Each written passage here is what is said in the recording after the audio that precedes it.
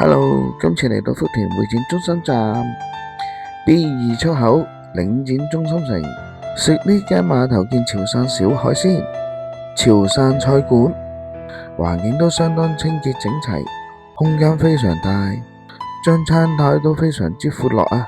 真係唔怕唔夠位擺餸啊！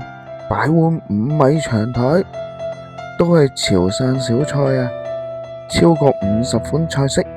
今次就嗌咗4款菜，金牌滷水鵝，份量都好正常，唔會太少。啲鵝肉都好有滷水香味，而且都好有肉，唔會淨係得骨。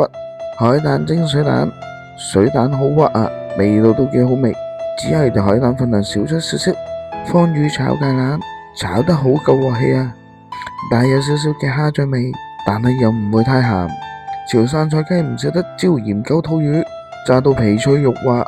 呢度個醬配甜酸醬就唔同香港用椒汁，估唔到食落去都幾夾啊！蠔仔餅裏邊啲蠔仔都唔係好細粒啊，而且粒粒都脹卜卜噶。咁佢個粉漿呢係用咗薯粉開嘅，外皮都有啲脆口感，但係裏邊呢就會比較腍身。但係呢個蠔餅呢喺我大陸食過之中呢，就最接近港式蠔餅。好彩張台夠大啊！咁先放得齊啲餸擺晒喺度，雖然冇乜叫主食，但係2個人都夠飽啊！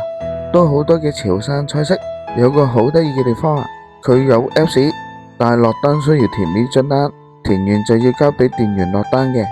咁喺大眾點評都有少少優惠，有1蚊海膽蒸水蛋券，可惜唔可以買幾張啦。雙人餐都幾抵，只係168蚊就已經有3餸1飯啦。